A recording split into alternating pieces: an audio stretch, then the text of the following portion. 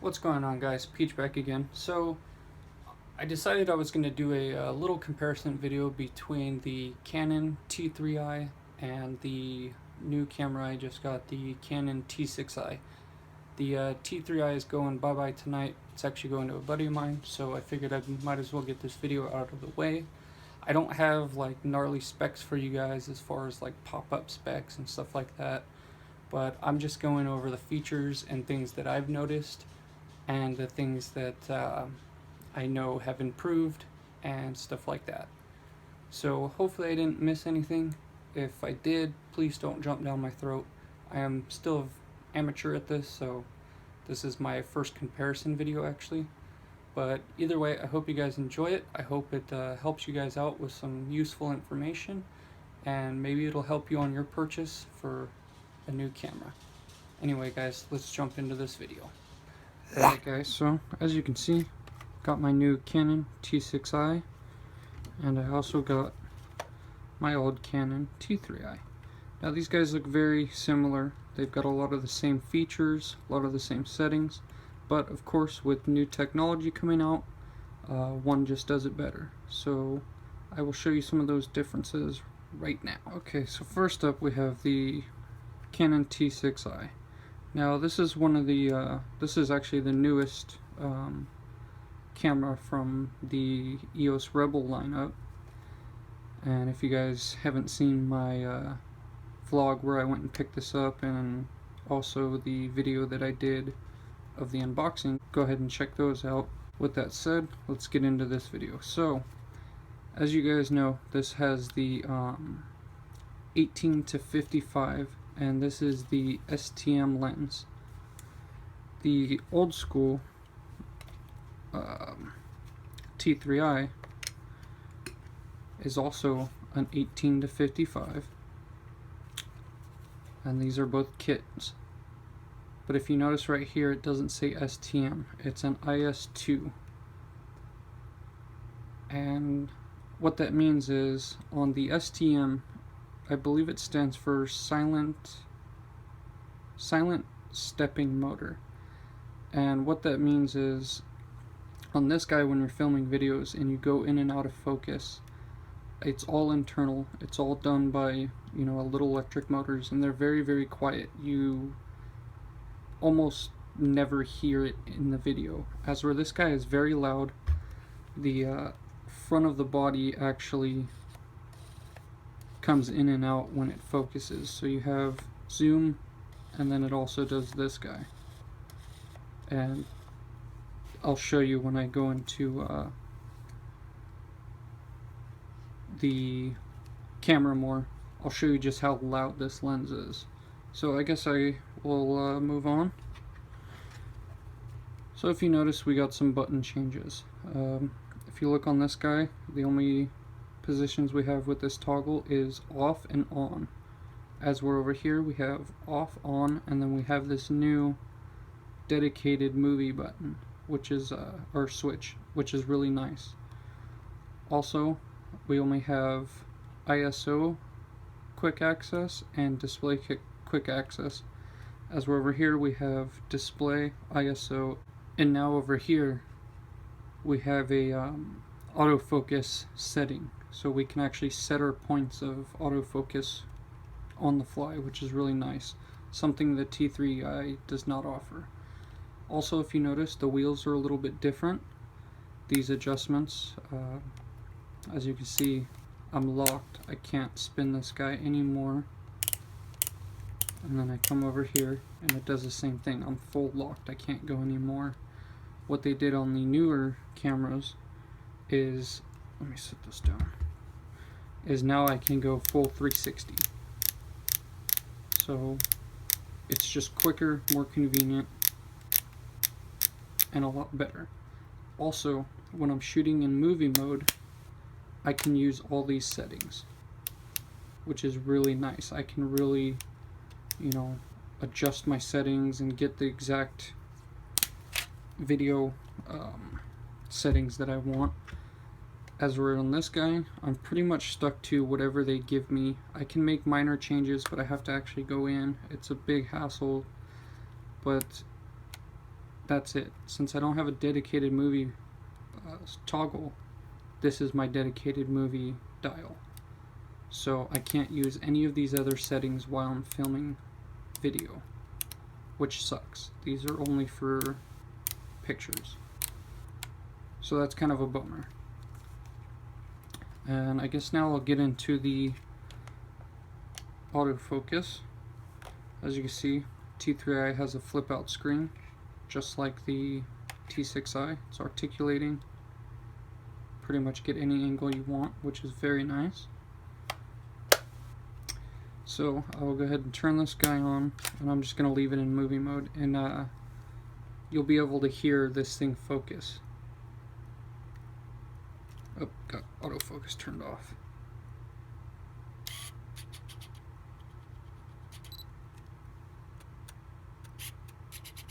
And you can actually see the front of the camera move, the front of the lens.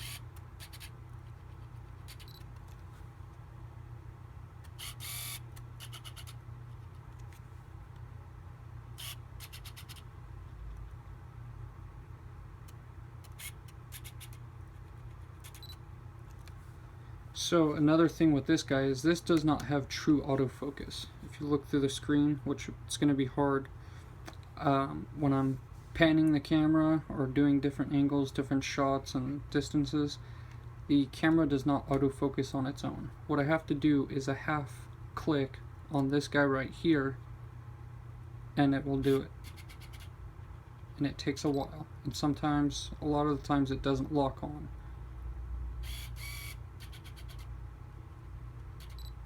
And it, you know, it kind of hunts for it. Or what I've been doing when I film with this is I just use manual mode, and that's very quiet, but I have to sit there and line up my shot and manually focus, which is a pain in the butt, especially when you're videoing. For pictures it's not a big deal, but for video it's kind of a big deal, for me at least. So we'll move on to this guy, and I'll just click over to video mode, and probably won't be able to see it, but this guy is actually autofocusing on its own, which is very cool.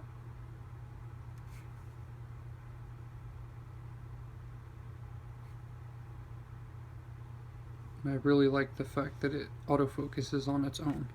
But just like the other one, I can do a half click, and I'll let you listen to that. You can't hear the motor at all. All you hear is the beep letting me know that I am focused.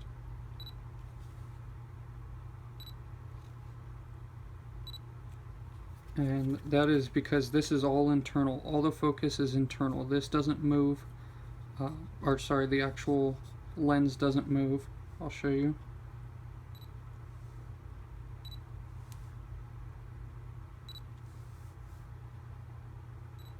So that's really nice. That's the biggest difference for me that got me to want to get something better, was the autofocus when I'm doing video.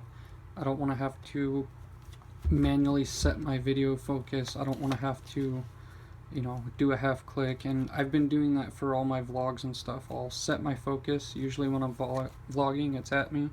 I'll set my focus, and then I'll talk to the camera, and then if I want to pan to a different shot, I'll have to set the focus again and do that shot, do the talking, do whatever. And the reason you don't see that, and in my last video when I went to Best Buy, I showed just how annoying that can be.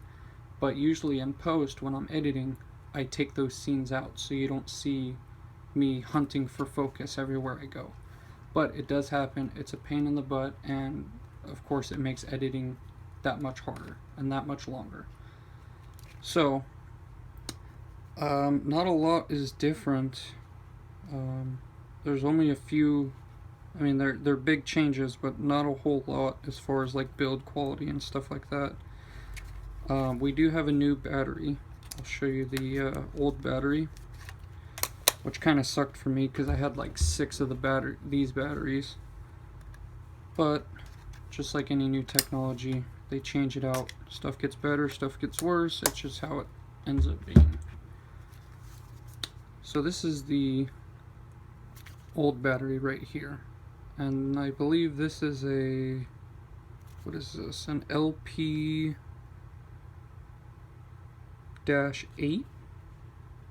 I believe that's what this is. It's an LP-8. You can see it's got that little guy up there. And the new ones is an LPE17. It's just a chip. There's nothing sticking out like the old one. The one downside is the new battery is actually smaller.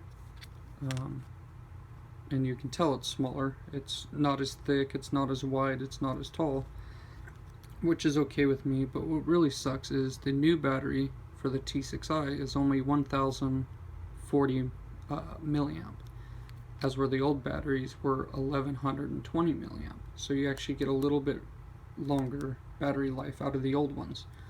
Not a huge deal, just means I have to buy new batteries, or buy extra batteries. But that's one big difference that kind of bummed me out, but it'll be okay.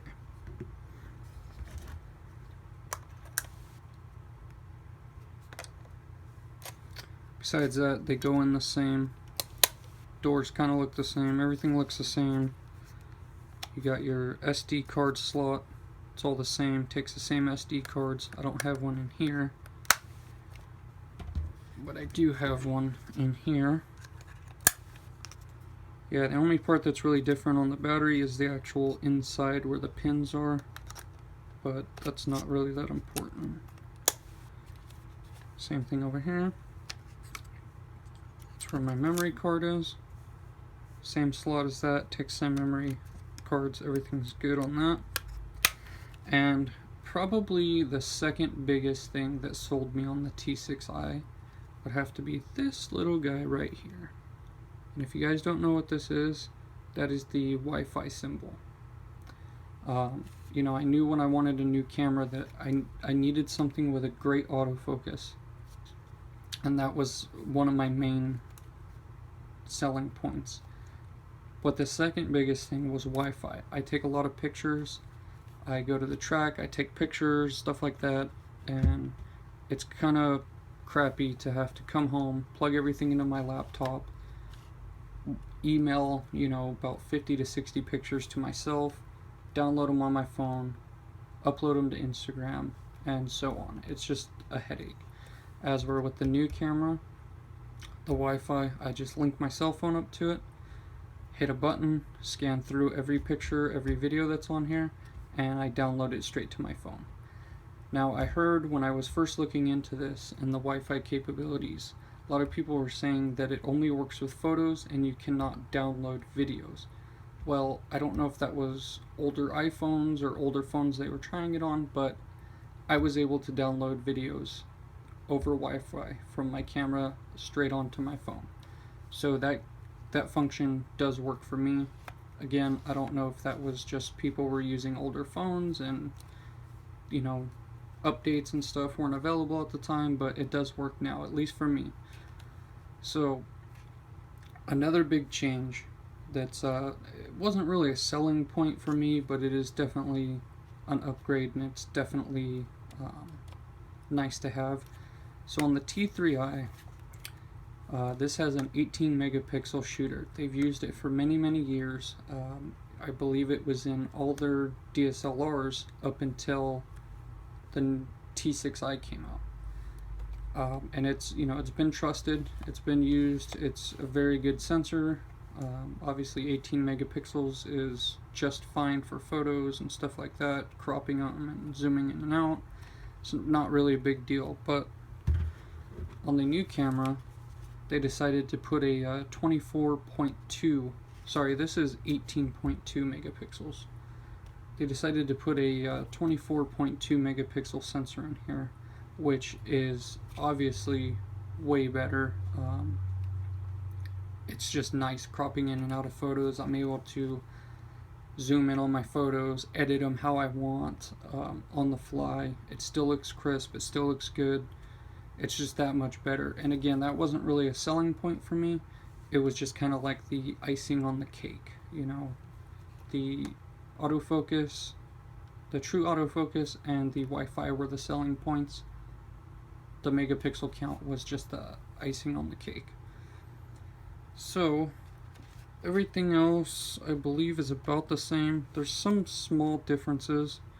If you look right here, this is the flash on both of these guys.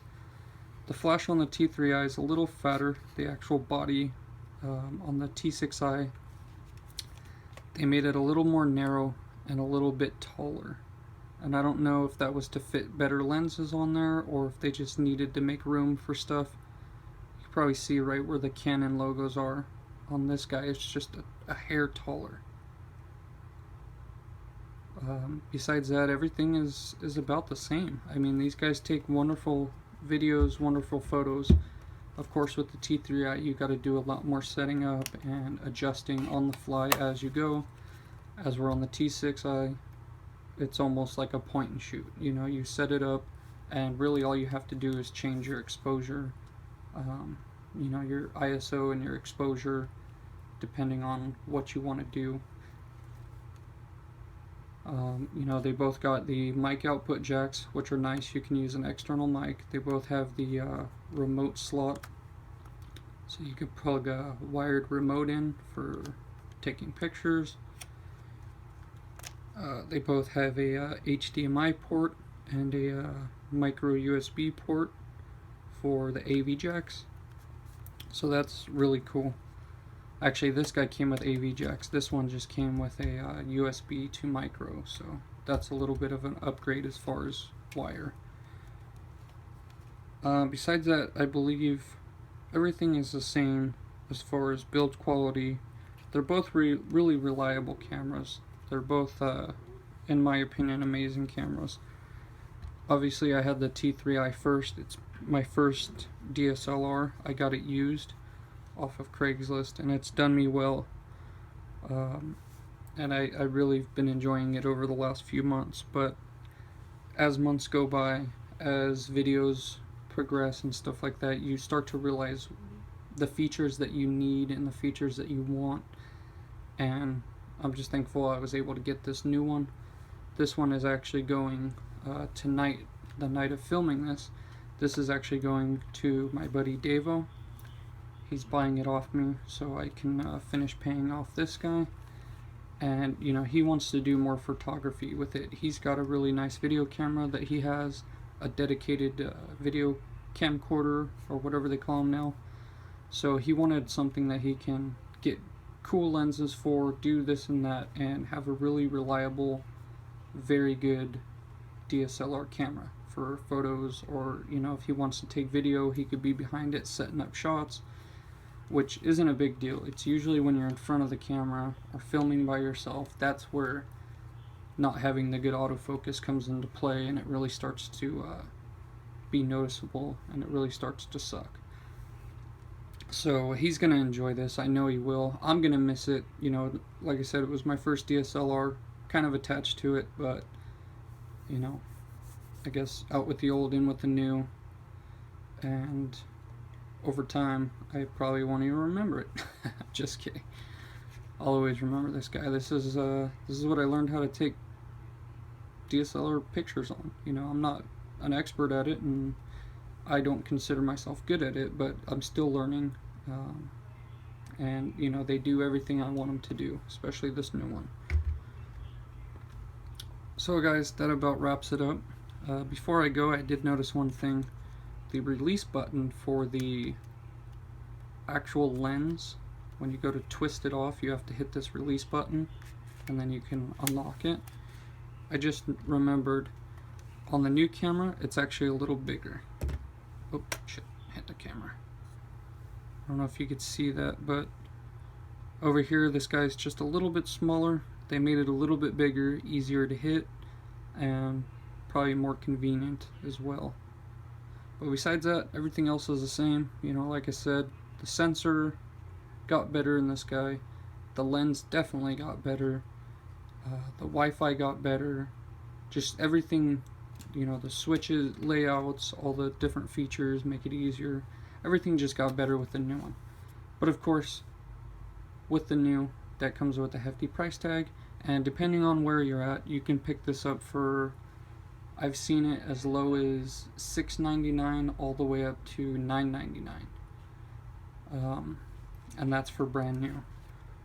As for this guy right here, you can no longer find brand new, so you have to go on Craigslist. I picked this up for $300. I've seen them going between $250 all the way up to, I believe, $700 somebody was trying to get for theirs. That's a little outrageous, but you know, these are good cameras. I know a lot of photographers actually hang on to their T3i's because they do really good in low light. They're real snappy, you know, but this guy does everything this can do and more, so I don't feel the need to keep this guy around. So that about wraps it up for this video, guys. I hope you enjoyed. If you enjoyed this video, go ahead and give it a thumbs up. If you want to see more videos like this and more of my RC videos, go ahead and hit that subscribe button. And I always appreciate comments. If you got any questions, any concerns, or you just want to say hi, go ahead and drop me a comment down below. And yeah, until next time, I will see you guys later. Peace.